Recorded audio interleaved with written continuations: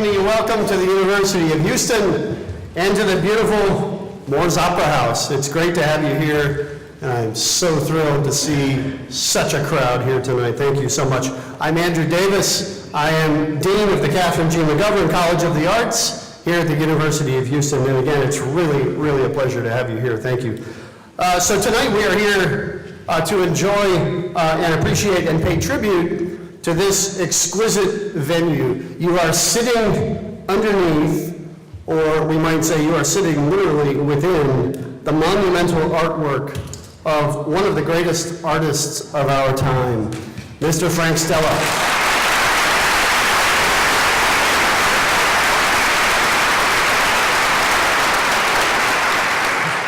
So exactly 20 years ago, Mr. Stella came to Houston at the invitation of the university and also at the invitation of Wilhelmina Beth Robertson, who is, of course, a member of the University of Houston's founding family.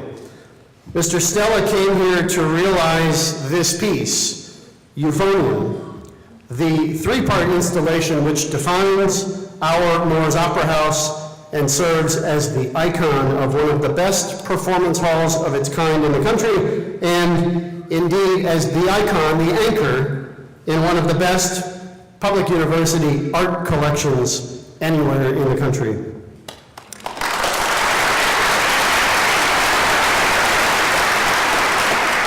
So this evening we celebrate this anniversary with Mr. Stella, with our city, and with the University of Houston community, and very importantly with many of the artists who assisted in the realization of this treasure. Many of them are here tonight. The evening will feature a panel discussion on, very appropriately, the role of art in public spaces. Joining Mr. Stella in the discussion will be three names who are very familiar to many Houstonians: Allison DeLima Green, who will be tonight's moderator,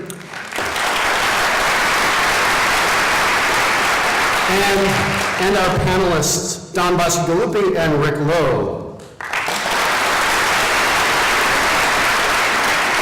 In the way of introductions, moderator Allison DeLima Green is the Isabel Brown Wilson Curator of Modern and Contemporary Art at the Museum of Fine Arts Houston. Among her recent exhibitions for the museum are Mark Rothko, a retrospective, and Yayoi Kusama at the End of the Universe. And I know many of you, like me, have seen these not too long ago.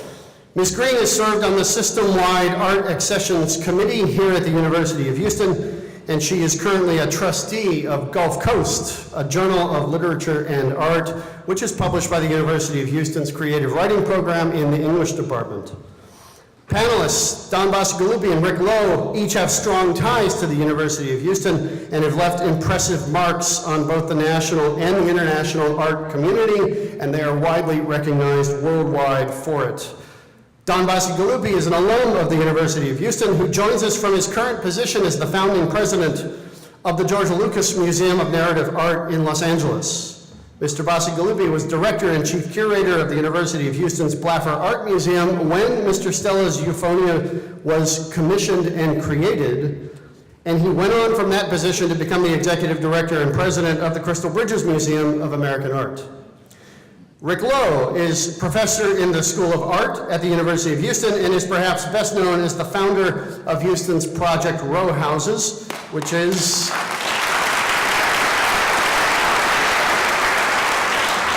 I do not miss the opportunity to point out, located only a little over 1 mile from where we are currently sitting.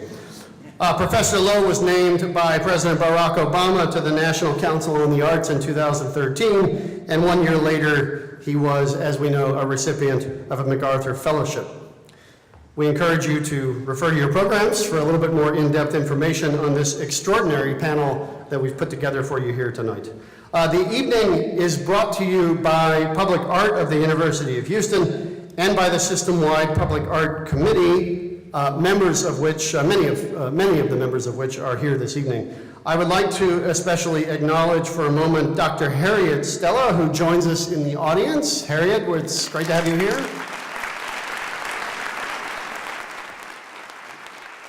And then finally, I would like to extend my deepest gratitude and to give our heartiest Houston thanks to the chair, the very capable and absolutely tireless chair of tonight's event, Judy Nyquist.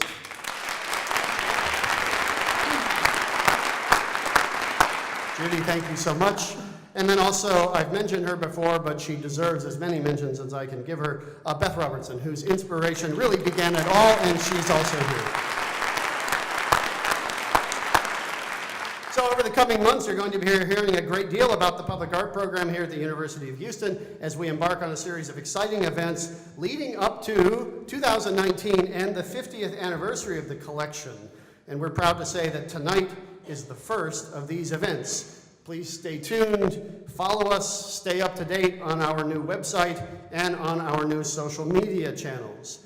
And now finally, let me get out of the way and tell you once again that I am so grateful for your presence in this beautiful space on this historic night in Houston. And I want to tell Mr. Stella especially, we live in this building, we work in this building every day, and after 20 years, we never take it for granted, and it's because of you. Thank you so much. So I give you Frank Stella, Allison DeLima Green, Rick Lowe, and Don Bacigalupi. Enjoy the night. So this is what we're going to do. Frank Stella and I picked out about 30 or so images, which we're going to run through. This will give you a little bit of context for Euphonia, what came before and what came after. Don is going to particularly expand upon the period when the work was commissioned and built.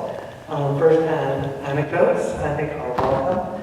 And then we'll open it up for a larger conversation amongst the four of us. This is one of my favorite pictures of Frank Stella.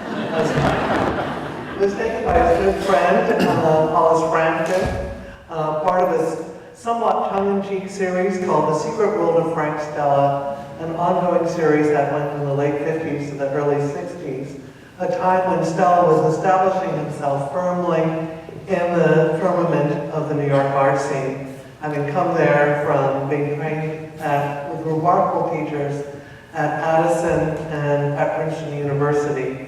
In full disclosure, my father was one of his teachers at Princeton, and that's when I met him. But it's also great to have Frank here at a university setting because he's always probing, always questioning. And in 1959, I'm going to quote back to you the statement he made. There are two problems in painting. One is to find out what painting is, and the other is to find out how to make a painting. The first is learning something, and the second is making something. So that's what we're going to be sort of watching him learn and make. And I'm going to ask Frank a few questions as we go along, starting with Palmito Ranch. This is a painting that recently entered the collection of the Museum of Fine Arts here. It's from 1961. It's from the Benjamin Moore series. And Frank, you describe this painting as a landscape, albeit abstract, but also one that pushed minimalism as far as you wanted it to go. You stated that while the painting was successful, this was for me the end of the line. You want to open that up? Well, it didn't actually turn out to be the end of the line, as we can all see. And I didn't think much about it, but where's the line? The line is actually the space in between the bands of yellow color, but it's not really a line. But anyway, the point of this picture was that actually I think it was about really the color and the ability to make something very straightforward. You know, I'm hesitant to use the word simple, but I mean it is relatively simple and relatively repetitive. But the only thing that I can think of that sort of cheers me up is that I remember being patted on the shoulder by Bob Rauschenberg, said, "That's a pretty good painting, Frank." And I think the reason was because Palmito Ranch is from Texas, being a Civil War. Some of you may remember Palmito Ranch was the site of the last battle of the Civil War. Frank quoted that to me, and I had to learn about the home state I'm living in. You also talked about being a colorist and often deny that role in your work. However, as Michael Alping pointed out in the Whitney retrospective that was in New York 2 years ago, that you manipulate our perception of space with color. And he wonderfully described your color surfaces as a trampoline. Do you want to talk a little bit about color and pushing the surface? Well, I mean, the tradition of, anyway, contemporary modernism or New York school painting really always revolved around Hans Hofmann's teaching, and all of the abstract expressionists did it sort of naturally, and the second generation artists who were taught by and studied with Hans Hofmann, it was so much about push-pull that you think you'd go bananas. But that's the way people thought about the space in what was post-war painting or modern painting. And I think that it's important in a certain way, which is that it was a way of talking about the surface of a painting and making that surface move. And so rather than depicting movement or having things move across the canvas, which of course they did, it was a way of seeing them moving forward and backwards on the surface of the canvas, which is, you know, ironically, maybe ironically is not a good word, but anyway, it was really a version of illusionism. So abstract as things may be, as abstract as just marks of and smudges of paint are on a surface, they still function with a sense of depth. And it's a version trying to, I think, not directly trying, but something that you can't get away from, that there is an illusion and painting thrives on illusionism. One of the things that happened as you moved out of the 60s and around 1970 was paintings got really big. This is Damascus Gate, also in the Museum of Fine Arts collection. And this photograph never really serves it very well. I mean, you can see it. But I love this installation view at the Whitney that gives you a sense of scale, and also the fact that it's very hard, unless you have a ginormous space like we do in our Mies van der Rohe pavilion, to see it all at once. There's a sort of pleasure in walking by this painting, taking it in, almost like it is becoming a mural. But this is a mural before a mural. Well, you could say it's the end of easel painting because it really got pretty big. And then to really get away from the easel, you came down to Houston at Bill Agee's invitation in 1982 to do our Grand Gala Ball. And I like the stash you're sporting here. And you filled Cullinan Hall with 3 monumental murals. And you're standing here also shown with the maquettes. And I love this installation view. We found that it was almost impossible to photograph Cullinan Hall. This is my favorite image of the ball murals, at least where you get a sense of scale. And the cone series now becomes very active because that's actually a curved wall. Did that influence your thinking? Not really. With these pieces, they were trying to be, again, and everything ends up trying to be simple, but we were trying to make pieces that were straightforward in the sense that you could follow the outline, the pattern, and just paint it. So in the sense that anyone could paint it, as though it were something that could be done quickly and something that could be done without really worrying about it. In other words, it had a form, it had a shape, and the choices were made, but you were really basically painting by numbers, albeit on a large scale. We did do this very quickly with the help of our brand new core fellows.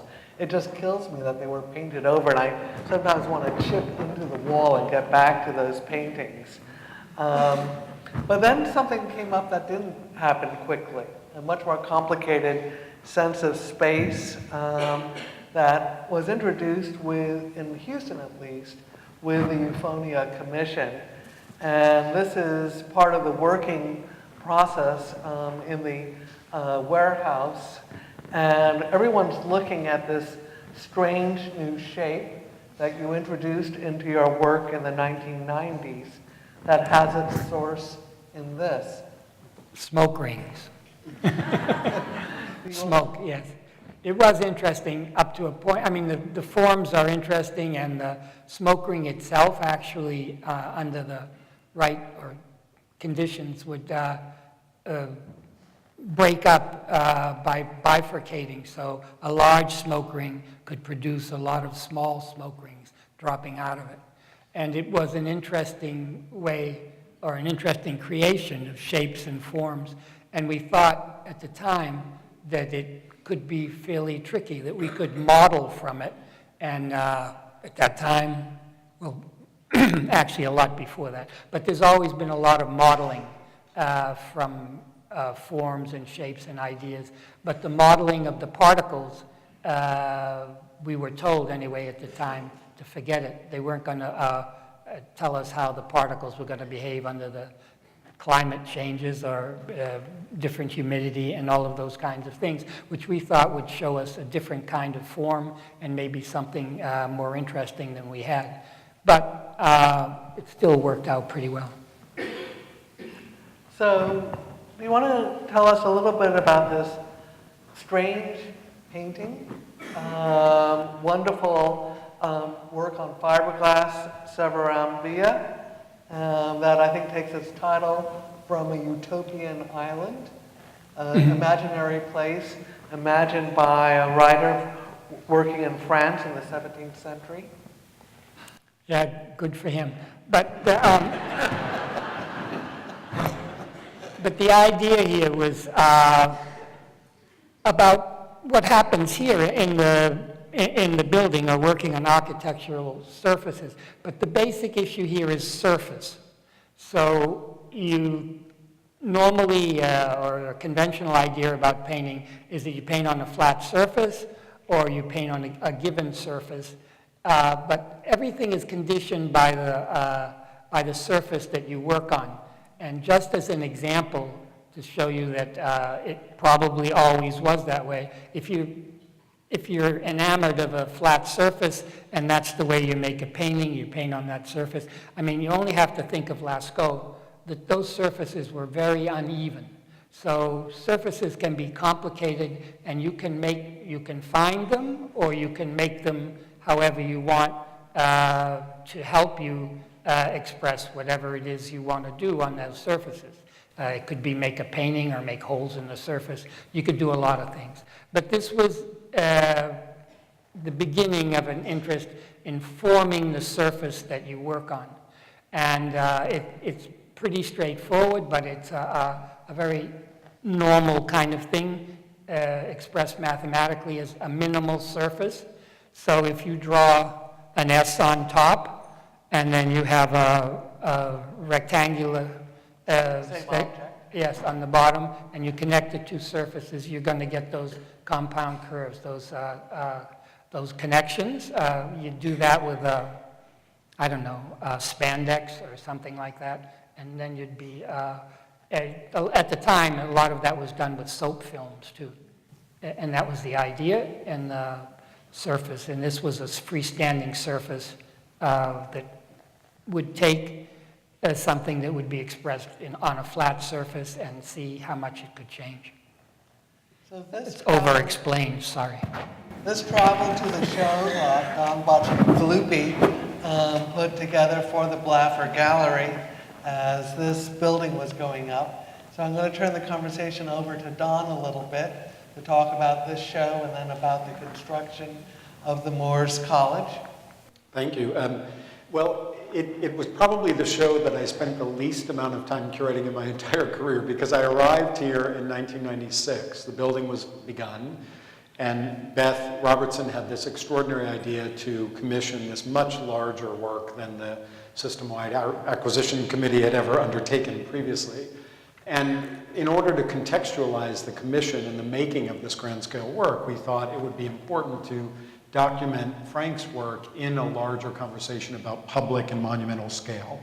And so we spun this exhibition up very quickly, called Stella in Studio, that looked at, actually the beginning point was the MFA gala in 1982. The end point was the forthcoming commission of Euphonia. And the two things that really motivated me absolutely passionately about this project, about the work itself, one was in my own work, in my own academic work, in my own career, I had always been interested in this intersection between music, sound, and visual art. And my dissertation is about the intersection of sound and art. The first exhibition I curated as a baby curator in San Antonio was called Synesthesia, about this use of sound in contemporary art. And so the idea of Frank's work gracing a music school and an opera house was an extraordinary kind of physicalization of that idea. The other motivating factor for me, and I'll talk a little bit more about the music in just a moment, but the other motivating factor was the idea of the educational richness of this extraordinary commission, that Frank opened the studio to young Houston artists to be participating as apprentices, as working artists in the project, and many of them are here tonight.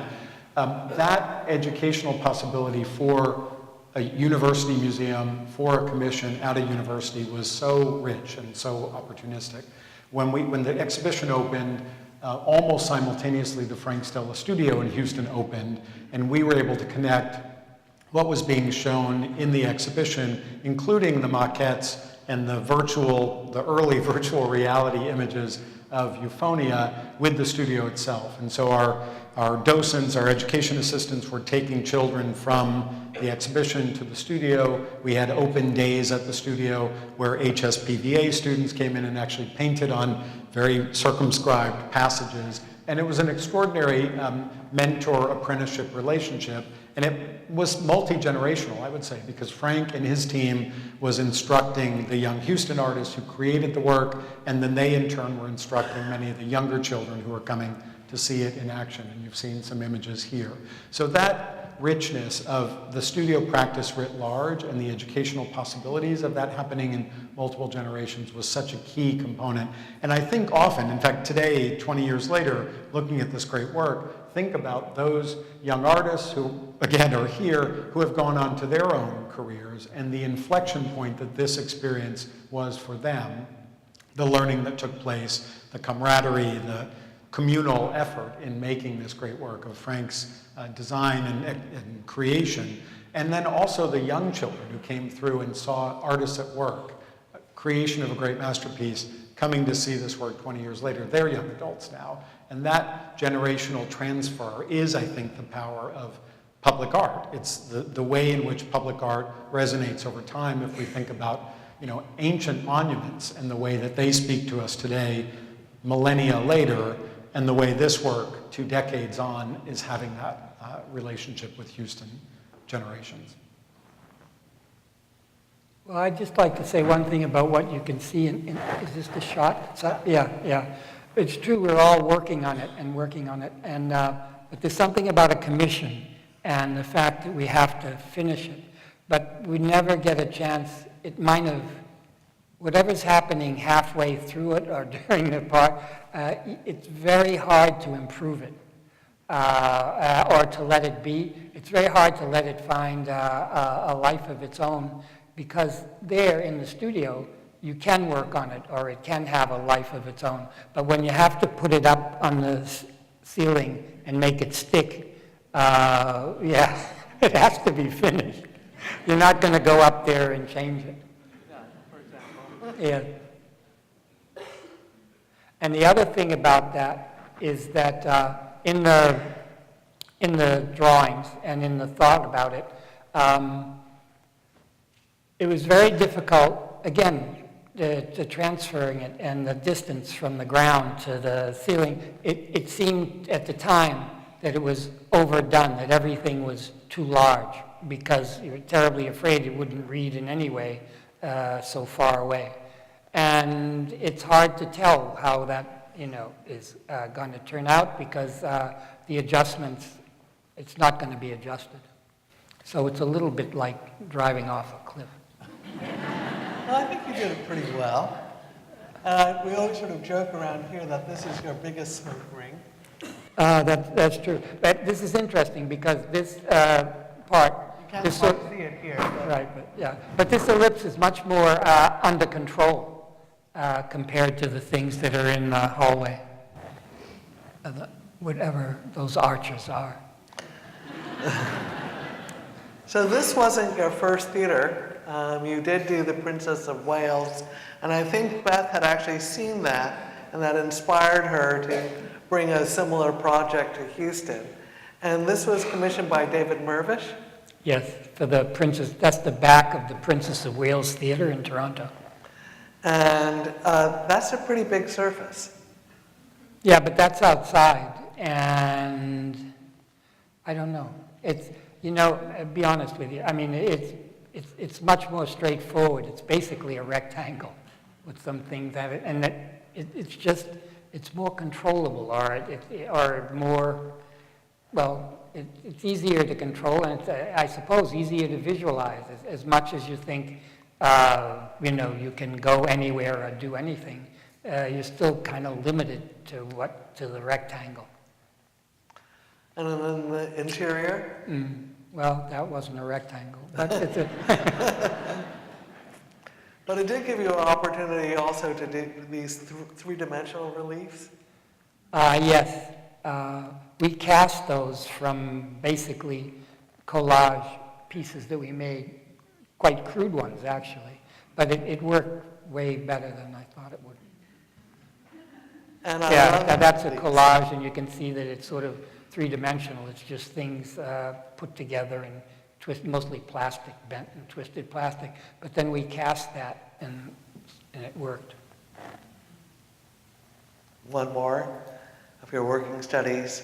And then I love this elevator bank and the amount of trompe-l'oeil and illusion and 3D that actually occurs here. Yeah, again, I think it always seems to work better if, as much as I like complicated surfaces, flat surfaces are very helpful. So there were definitely new challenges in Houston that were posed that weren't just solved in Toronto. Yes, it was a daunting project. Did you know this Hans Hofmann before, or did you discover it after? Well, I knew about Hoffman a lot. I knew quite a bit about Hoffman. And I had seen not this particular mural, but I'd seen other mosaic murals that he'd done. And I suppose this was in the back of my mind all the time. And this business of accepting a public art commission is always, it's always fraught with problems, one way or the other. And the way Hoffman was able to handle it, you know, was not exactly an inspiration, but it was you know, it can be done, you can do it, you can work on it. And, but you don't, the only difference is you don't get to the level that he reached. But it's still, it's encouraging. And then about the same time in the 90s, you were trying to put together some very large outdoor projects. For example, this proposal for the Kunsthalle Dresden from 1992, which was just a couple years after the reunification of Germany, and when Dresden downtown still had a very bifurcated, you know, urban, you know, structure between the Rococo palaces, the bombed-out cathedral, and the new Soviet-era construction. Well, how did you see this functioning in that urban fabric? Well, I didn't see it functioning. I never got to see it function. How did you hope to insert it, shall we say, into that fabric? And there wasn't much chance that it was ever going to happen. But you can see that it's a version of the minimal surfaces of the wall that I made, the walls, and working on surfaces, and then essentially boxing them in, having them enclose space, and make a form that's the building. I mean, it's probably not a good idea. The convention is that form follows function, and if you go against the grain and try to do it the other way, it's pretty tough. This is a building I wish had been built. This is a proposal for the Constantini Museum in Buenos Aires. Can you talk a little bit about this? I could if I could see it, but I mean, it's, it's a little confusing. But there's one shape in there which is a shape that we use all the time now and have for maybe 15 years or so, a kind of a twisted hat shape, which is, I don't know, for some reason it was very attractive and lent itself to a lot of variations and a kind of complicated geometry. But we worked in a lot of this project is underground. I mean, I thought it was pretty good between the forms on top and the way they went down. And it was interesting because there was a park on this plot that was by Burl Marx, famous Brazilian landscape designer, and it had been gone to pot, as they say, more or less. And so we worked on the garden, designing that, redoing that, and in trying to integrate that with the building and everything. And the Burl Marx provided a kind of focus or a kind of inspiration, because the art collection here is probably very close to the collection that the museum itself has here of avant-garde Latin American art that came from Europe. And so that was the idea with this museum. And then you start making, of course this is a model, but objects that more and more occupy a space between architecture and sculpture. Actually, Tony Caro called it sculptecture. But that was the pieces he made. So this is 2005 now, a model for ship, and this with a walkway. Yeah, you could walk through this space, and that was supposed to be David Whitney and Philip Johnson walking through the thing. But there was an idea here, which was, it's basically a box structure, but it's turning, it's always moving through space, so it's twisting at every point. I mean, so it doesn't, the grid, which seems pronounced, never actually establishes itself. It's always moving. And then with this, That's it falling apart. and then this on top of the Metropolitan Museum of Art. Mm-hmm. And in 1994, you talked about how urban centers tend to overbuild, leaving no green space for pedestrians. We can't give everyone the right to use his land to choke his neighbors. We might be able to lift our buildings so that light and air can get to the ground below them. Otherwise, what is the point of cleaning up the environment?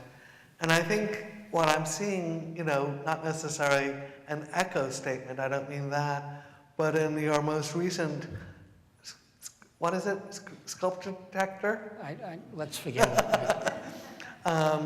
That you have pieces that are very anchored in sculpture, such as this inflated star and wooden stars installed at the Royal Academy, and then this new pavilion that you have just constructed near your studio in the Hudson Valley. And there seems to be this move in your work from what we were talking about at the beginning, looking at pictorial space, and now we are in public space. And Yeah, but the public, I'm not sure they really want it. well, But it's three-dimensional space, yes. And but this is basically a pavilion, or the truth is it's a folly, but there's a tradition for follies. And Rick, this is where I'd like you to sort of start weighing in. Yeah, I admire your paintings and have followed them, and they've been a big part of my life through my career. But I'm interested in the public art aspects of it. But before I ask you some of those questions, I have a couple of other questions I want to ask first. One, the first one is, you ever Google yourself Look yourself up on the internet. on Google? you ever, No, I don't believe Google. you don't believe in Google? You know, does anyone remember Barney Google? That's the Barney? Google I know. Well, I mean, I ask that because, everybody has their wiki pages and all that stuff, and Google, you go and you find it. And I Googled you the other day, and your wiki page came up, and it said Frank Stella, American painter. And, and like I said, I understand and love your paintings and that whole aspect of your career, but there's this whole other stuff. And I'm curious about how that kind of framework fits you at this stage in your life, in your career, to just be Frank Stella, the American painter. Well, I honestly think that I hinted at it when I said it's really about the surface. And whatever it is, for example, this piece here, it's carbon fiber on the top and then the white part and then the metal pieces. They're about color, they're about, for the most part, painted, or the surfaces are finished. I mean, you can still, to me, the surfaces are still painted if they're burnished. And so I think it's still working with them, and I think that the forms that I make, for better or for worse, are pictorially informed. And so they come from thinking about things in the way of painting. Well, okay, so, I mean, you've kind of hinted to your feelings about, I'm kind of gathering a little bit your feelings about public art, the public aspects of that. But, and it does bring, it calls to be considered, like, an artist of your stature, I mean, you've made huge paintings and all, I mean, you can make sculpture and that kind of stuff. What would be in doing something public in the kind of public art realm? What would attract you to that? And why would you do it? I mean, what's in it for you? Besides frustration. You're asking the question. And I have to admit I've thought about it. But look, I think it's natural to want to participate. I mean, as asocial as most artists may well be, and whatever feelings you have, you still want to be part of it, and you are part of it because you wouldn't be able to do it if you weren't drawing from what's there and from what's around you all the time.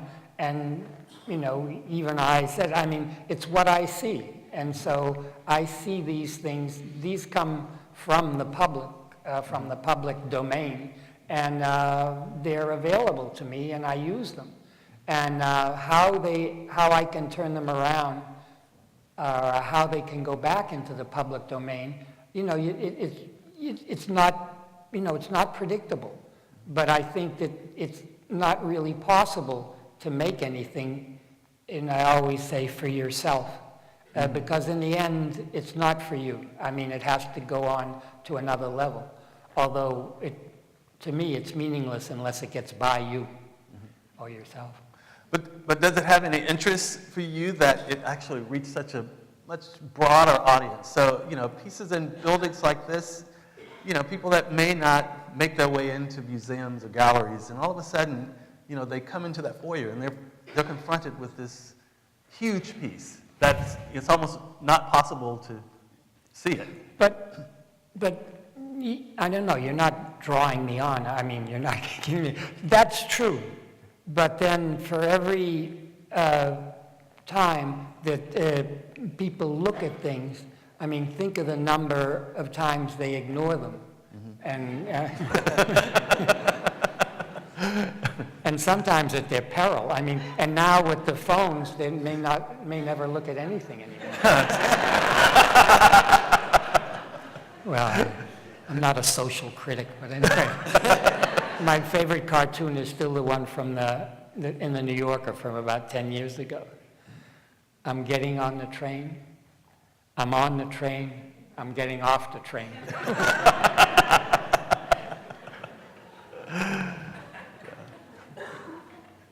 I think there are great selfie moments here if we have to talk about cell phone. But I want to go back to a little bit about the connection to this particular commission and the idea of music and your work. Because in many ways, if you look at the iconography of Euphonia, and even the title, of course, you can't escape the connections to music and the both control and improvisation that inhabits this work.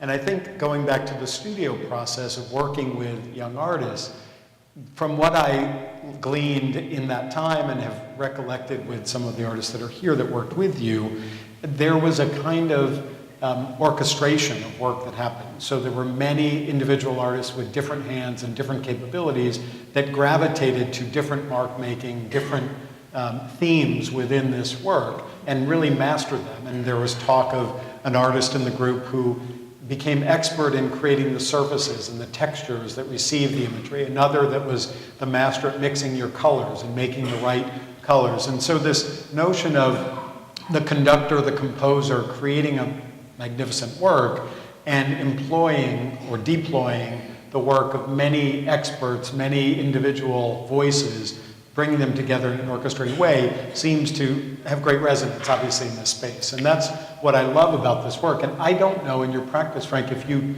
talk about that, if you talk about the balance between improvisation and control. Many have noted, obviously, in this work, the parallel lines that get twisted that may have derived from cigar smoke, but they do resemble musical scores, and they have all kinds of other allusions. I don't know how explicit that Look, is. I don't know. I mean, people talk about the color in music. I mean, as you pointed out, this synesthesia. And I'd also like to, I mean, I really don't know, and I'm not that hands-on in a way, but I'd like to think that even though I don't think it's true in this project completely, but that I just wrote the score, and then in this way, it's kind of funny. I think it was kind of communal conductors. I mean, which was kind of nice. I mean, everybody helped each other out in a way, and were able to function quite well, actually, from one part of the studio to the other. I mean, there were people working at the same time all over the place. So a lot was getting done, well, simultaneously in a way. And and that doesn't happen very often. Beautiful concept of communal conducting. I don't know that it works in music so well, but it certainly worked in the creation. Well, a lot of times the musicians don't pay any attention to the conductor. So were there interesting surprises that came out of that for you that maybe you wouldn't have expected? Well, it's hard to say because, I mean, the scale of it and the difficulty of the surfaces and everything was, again, so difficult that, I was just happy that it was over. I didn't want to go. I didn't want to face the music again, no pun intended. Well, also, a certain shout-out has to go out to the engineers and the people who got it up on the ceiling. And so there's... Yeah, I mean, I'd like to have the patent on the glue that we used. I mean, it's really pretty good. But it is, did some of this come out of your experience, being able to manage this come out of your experience of working in printmaking? I hadn't thought of that, but actually, and we didn't say anything about it, but all of the imagery, we're talking about the smoke and this and that, and all of the imagery comes, the score is a collage, and the collage is all cut up pieces of prints, the off part of the prints that, didn't become an actual print. So it was all printed paper, and it all came from working with Ken Tyler. And so there are prints corresponding not directly to this particular piece or this collage, but there is a series of prints that relate to this. Can you talk a little bit about what Ken Tyler's studio is like? Pretty good. Ken was, there's a lot of things in printmaking, which is, and it's the same thing, you have to let the printers do it. So you have to make things available to the people that are working, and they have to make the print happen. They have to actually put the ink on the paper and do it, and they have to do the etching and the engraving and all of that. But then you have to supply the material, you have to engrave the right, or work on the right kind of surface. For example, we found that using magnesium was fantastic for etching. And then I thought I would use it on my paintings where it was a disaster. But anyway, there's a lot of technical stuff, as they say, that happens. But Ken, again, orchestrated it very well, but he was also super inventive. So that when we had a problem that we couldn't solve, one way or the other, sometimes he actually made new equipment. So changed the thing about the bed, changed a lot of things about the actual equipment that was doing the work. You know, years ago, it was kind of, painters were painters, sculptors were sculptors, and never did the two ever meet, right? And they always say, it's like... I'm not going to agree with you, but go ahead. Okay, no, Michelangelo is the exception. Right. Yeah. How about fine art? Huh? Fine arts were defined by in the Renaissance. Yeah, but Painting, anyway, go ahead. Yeah, Sorry. but you could almost the way that you talk about sticking things up, that's a very painter's way of talking about structure and foundation. So, so my question is though, how did you root yourself in sculptural form as a painter? I mean, where did that come from? How did that ease into it? Because now it had a base. I mean, it was really straightforward. When I finished the protractor paintings, and it was the architect Richard Meyer gave me this book of the Polish synagogues, a reconstruction of the synagogues in Poland that were built, and I had to have a knee operation or something like that, and I was working on what I had seen in the book and the ideas there, and it was a way of thinking about how forms work. And in a lot of ways, the way the buildings were built, mostly in the 18th century and some in the late 19th century, the wooden structures had a word I made up, which is kind of pointless, but interlockingness. But it's really about how the wood and things went together. And there's that sense that the forms, even abstract forms that you make, could lock themselves together in a way, and lock together and sort of weave themselves in the same time. So it's like it's though we're putting a puzzle together, but then the puzzle's in 3 dimensions. And so I began to think about that kind of thing. And when I got interested in that, I was at the point where I was going to paint it, but after I built it. So I found myself building. I convinced myself that the whole point of what I was building was not a sculpture or a structure or a relief, but I was building a painting. And then I was going to color it. And so that was my rationale. It's interesting because in this work, obviously you were circumscribed by surface, and surface has always been a concern, obviously, but the surface is shaped, and yet you painted primarily flat images. Some of them have illusionistic shadows and they create the illusion of three-dimensionality. Some of them have built-up texture and they have a little bit of three-dimensionality, but you stuck pretty much in the plane, even though the plane is well, it was a collage, and basically everybody worked by like Michelangelo, gridding the collage. And I don't know how interesting it is to you, but the depth of the collage in real life, when you'd see it or photograph it and everything, is probably, anywhere from, a 1/16 of an inch to 3/8 or something like that. But that creates a shadow, and so the distance, it had a little more depth when they put the shadows in at the larger scale. So what was an inch represented an inch in illusion was representing a foot in illusion up on the ceiling. So it wasn't quite as flat. We tried it sometimes flat, but it was awful. You use a computer, and you've often talked about a computer as a tool, but there is a kind of virtual space in a computer. Does that interest you?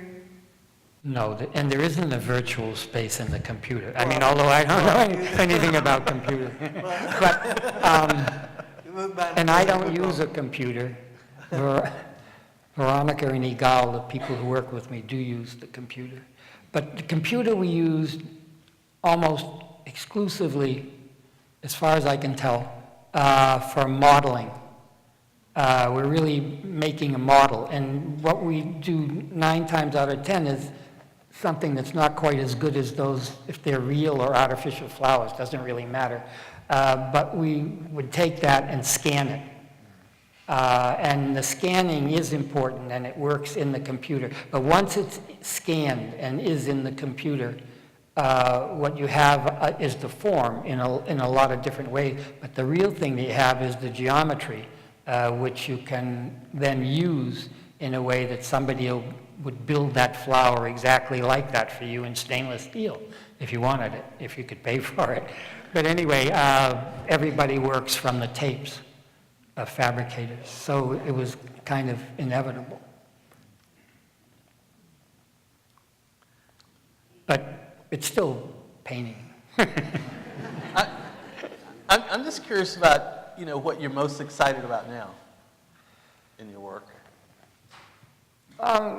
Well, actually, we've gone back to working with the smoke, and I like the forms seem to move, and they seem more real or more tactile the way we're working on them now than they were kind of pictured in these collages and everything.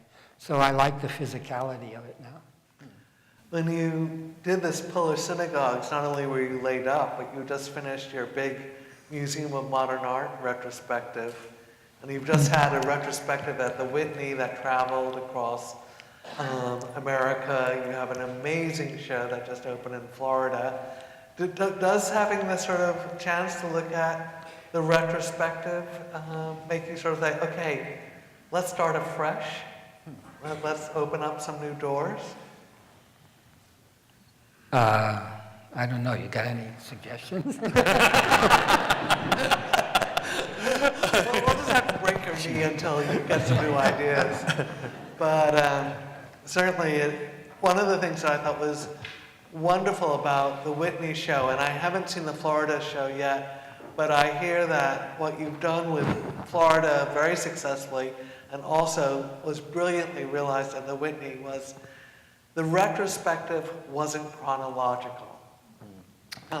Yeah, the but first thing you saw were the smoke, and then there were chronological moments, but it was more about the connections and a kind of simultaneity across your career. I don't know. I mean, I like to, if you have an exhibition, I like to look at something and then look away from it at something else that's related to it, and I like to see what's happening. I mean, a kind of relationship between the things that, one thing that you're seeing and some other things that you're seeing. And of course, after a while, I mean, time intervenes, so something that you have here and something that's there, they're really different. But I'm not sure, you don't like to be a slave to chronology, I guess. But that's not so important as being a slave to a career. I mean, you're working, and it's the process of working and the process of what you think about what you're doing. And sometimes you even ask the question of why am I doing it, but not very often. Well, I think we're going to wrap up because I was told to be mindful of the time, but I have one last great image. And Don, I think you know the names. I do indeed. I asked for and received the list. I remember many, but not all, of the artists that worked here in Houston on this commission. And what's interesting to me is to know, again, where these lives have gone from that point forward. And many of these are very distinguished artists in this community and elsewhere. Many of them are educators, and it's a very rich moment to recognize these artists. So I'm just going to read the names, and if you're here, we acknowledge you in the dark. Martinette Borromeo, Amy Cable, Scott Calhoun, Chuck Deaton, Greg Donner, Tommy Fitzpatrick, Francesca Fuchs, Marianne Green, Gila Garamian, Susan Hedblum, Mark Hunstable, Elizabeth Jobling, Jennifer King, Chad Lukes, David Lozano, Paige Lundy, Christina Marin, Laura Medard, Susana Monteverde, Katrina Moorhead, Paula Newton, Kristen Schwartz, Joshua Roberts, Jose Solis, Jack Stenner, Brian Taylor, and Brian Sievert. Let's give them a round of applause.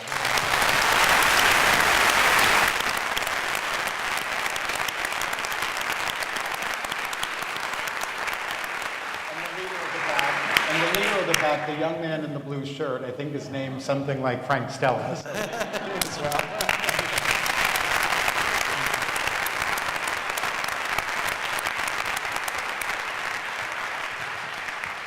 Huge thanks to the University of Houston for its amazing leadership role in the arts. We are so lucky that this school is here, that this school moves forward with the city every day and gives us a chance to celebrate Frank Stella. Thank you, University of Houston.